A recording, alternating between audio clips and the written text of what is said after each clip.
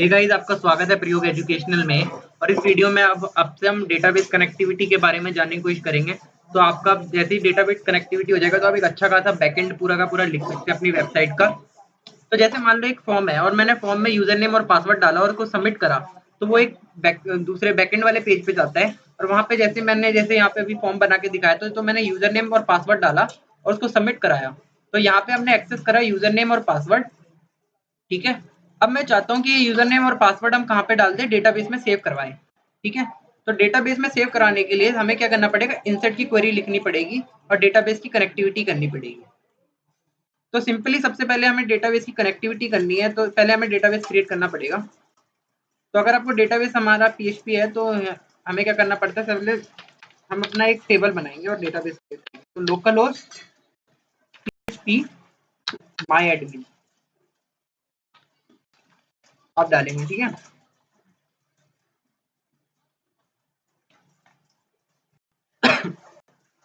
वरना आप डायरेक्टली यहाँ से भी, चलो आ गया वैसे। ठीक है, हमारे पास ये आ गया। अब मैंने एक डेटाबेस क्रिएट करा जिसका नाम मैंने रख दिया टेस्ट अंडरस्कोर पीएचपी। ठीक है, टेस्ट अंडरस्कोर पीएचपी रख दिया।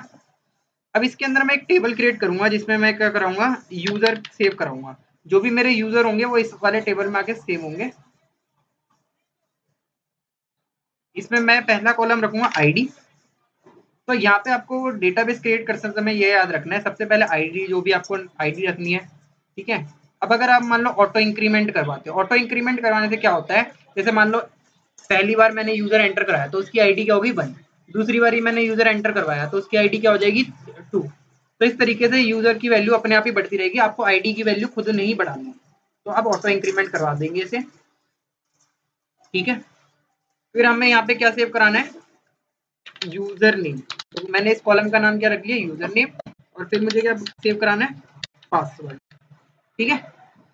अब ये यूजर नेम क्या हो सकता है, एक इंटीजर वैल्यू भी डाल सकता है कोई, क्या पता कोई ऐसा वैल्यू डाले जैसे कि admin@123, नंबर भी डाल दिया उसने, कैरेक्टर भी डाल दिए और वर्ड भी डाल दिया, सारा उसने मैच कर दिया। तो उसके लिए हम वैरकर ले सकते हैं। अगर आपको लगता है वो इंटीजर वैल्यू डाले तो इंटीजर लिख सकते हैं, पर वैसे नॉर्मली यूजर नेम आप वैरकर रखो। पासवर्ड में वो कुछ भी डाल सकता है, वो स्मॉल में डाल सकता है, कैप्स में डाल सकता है, डाल सकता है, 123 डाल सकता है। तो आपको नहीं पता, वो कोई स्पेशल कैरेक्टर भी डाल सकता है। तो आप उसको भी, पासवर्ड को भी क्या रखो, वैरकर ही रखो। अब वैरकर की कुछ लिमिट तो होगी, मान लो वो 150 या 1000 वर्ड का डाल दे, तो इतना ज्यादा लंबी लेंथ का तो हम नहीं रख सकते, तो हम एक लिमिट डाल देते हैं और मैक्सिमम 250 की लेंथ रख देते हैं। ठीक है। और फिर उसके बाद हम बस इसको यहाँ पे सेव करवा देंगे और आईडी तो हमारी इंटीजर ही रहेगी, आप ही हो जाएगा।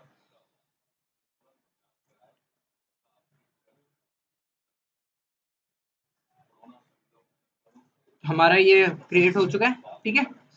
अब सबसे पहले आता है हमारे को डेटाबेस की कनेक्टिविटी करनी पड़ती है। तो डेटाबेस की कनेक्टिविटी करने के लिए हम लिखेंगे $कॉन। ठीक है। MySQLi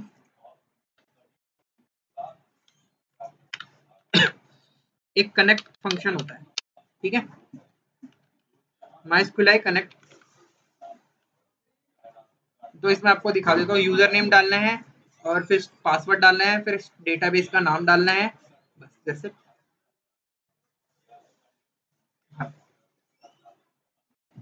तो सबसे पहले हमारा जो लोकल होस्ट का नाम क्या है, तो हमारे जो होस्ट का नाम है वो है लोकल होस्ट, क्योंकि हमारा ये लोकल सर्वर है तो ये लोकल होस्ट ही रहता है। वैसे लाइव में भी लोकल होस्ट ही रहेगा। तो अभी आपका ये लोकल होस्ट है। पासवर्ड हमारे इसमें कुछ नहीं है तो हम इसको ब्लैंक रख देंगे। फिर उसके बाद हम डीबी का नाम, तो यूजर नेम पहले डाल देते हैं। यूजर नेम क्या है हमारा, यूजर नेम आपका हमारा डिफॉल्ट रहता है रूट। लाइव, अगर लाइव में जब आप अपनी वेबसाइट को डालते हैं तो वहां पे आपका यूजर नेम क्रिएट होता है तो आपको वही डालना है। और अगर उसका जो पासवर्ड क्रिएट होगा, अभी मेरे में कुछ नहीं है और इसमें भी अभी मेरा कोई पासवर्ड भी नहीं है। और डेटाबेस का नाम क्या है मेरा, डेटाबेस का नाम हो गया हमारा, अभी हमने कौन सा डेटाबेस क्रिएट किया है, टेस्ट अंडरस्कोर PHP। ठीक है। ये इस तरीके से हमारा डेटाबेस क्रिएट हो गया। इफ, अब मैं यहाँ पे कंडीशन डाल के दिखाता हूँ, अगर ये कनेक्शन मेरा चल जाता है तो वो रिटर्न कर दे ट्रू। अगर अगर वो कनेक्शन ट्रू हो जाता है यानी कनेक्शन हमारा बन जाता है तो वो रिटर्न करेगा ट्रू। तो अगर ट्रू हो जाता है तो यानी कि एको कर देगा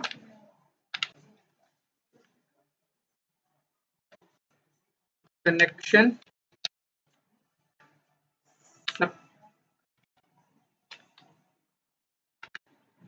सक्सेसफुल।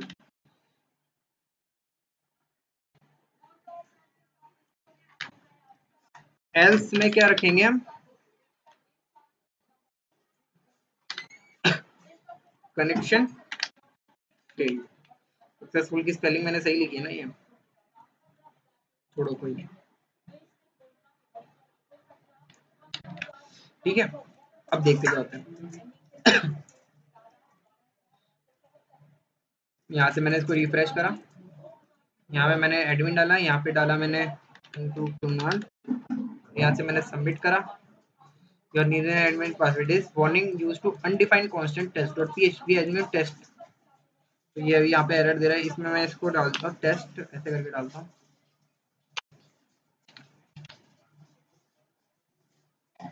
तो ये क्या आ गया, मेरा कनेक्शन सक्सेसफुल हो गया। कनेक्शन सक्सेसफुल होने का मतलब क्या हुआ कि हमारा यहाँ पे कनेक्शन बन चुका है, ठीक है। तो यानी अगर कनेक्शन सक्सेसफुल हो चुका है तो मैं ये इस कंडीशन हटा देता हूँ। अब मेरे को क्या करना है, मेरे को वो करानी है, इंसर्ट कराना है। तो इंसर्ट की अब मैं क्वेरी लिखूंगा। डेटाबेस में इंसर्ट कराने की पीएचपी की क्वेरी बहुत ज़्यादा आसान होती है, थोड़ा सा बस आपको ध्यान देना है।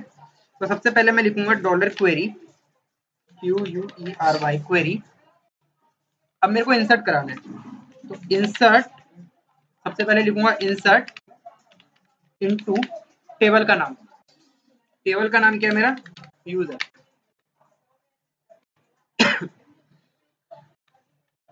इंसर्ट इनटू यूजर्स,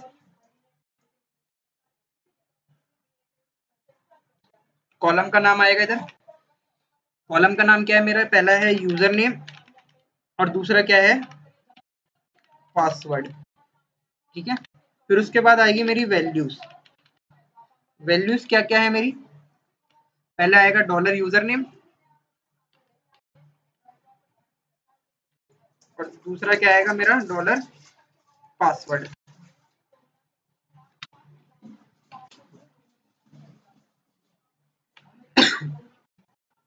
ठीक है, ये होगी सिंपली मेरी इंसर्ट की क्वेरी। और फिर इसके बाद मेरे को इस क्वेरी को भी, क्वेरी के लिए रन कराने के लिए MySQLi QUERY क्वेरी। आपको एक चीज बता दूं, इस फंक्शन में पहले मेरे को MySQLi लिंक पास करना पड़ेगा, फिर क्वेरी स्ट्रिंग, ठीक है। तो पहले मेरे को ये वाला जो मेरा ये कनेक्शन है वो पास करना पड़ता है इस MySQLi क्वेरी में, और फिर उसके बाद क्वेरी पास करनी पड़ती है।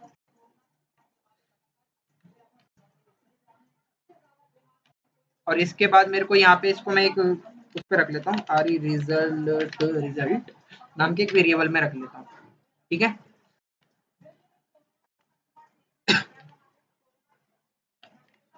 अब देखते क्या होता है। हम इसको सिंपली जाएंगे, रिफ्रेश करते हैं, एडमिन 12 कुनाल, ठीक है। देखते हैं, हम डेटाबेस में जाके चेक करते हैं कि इंसर्ट हुआ कि नहीं हुआ। हमारा अभी इंसर्ट ये नहीं हुआ। इसमें क्या एरर आ रहा है, सबसे पहले हम सिंपली पहले क्वेरी रन करा के देखते हैं। एको, जब भी अगर आपका कोई क्वेरी ना चले तो सबसे पहले एको क्वेरी कर लेना।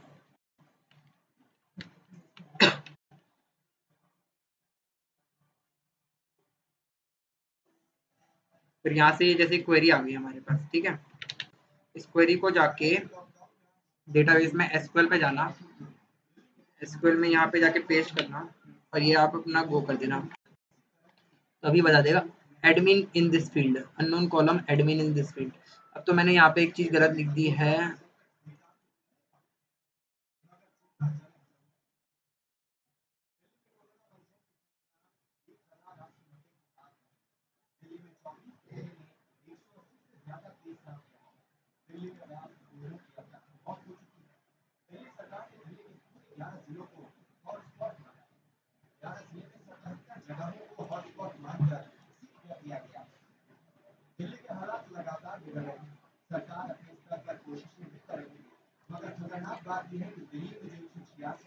ठीक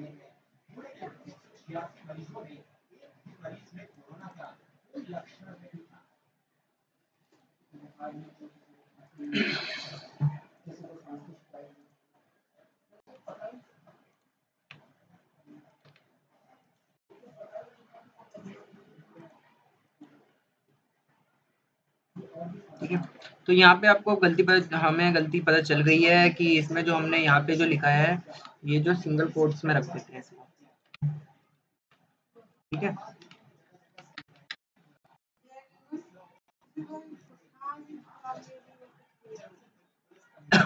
अब जैसे दोबारा से मैं लिखता हूँ योगी,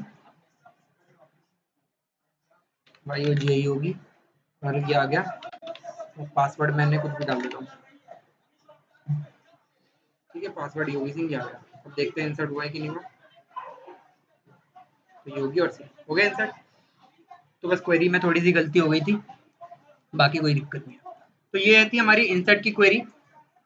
अब इसके बाद मैं आपको नेक्स्ट डिलीट की क्वेरी, अपडेट और फैच की क्वेरी भी बताऊंगा इसकी नेक्स्ट फर्दर वीडियोस में। तो अगर आपको ये वीडियो पसंद आई तो इसको लाइक शेयर सब्सक्राइब करना ना भूले। हम इस तरह की एजुकेशनल वीडियो लेकर आते रहते हैं। तो थैंक यू वेरी मच।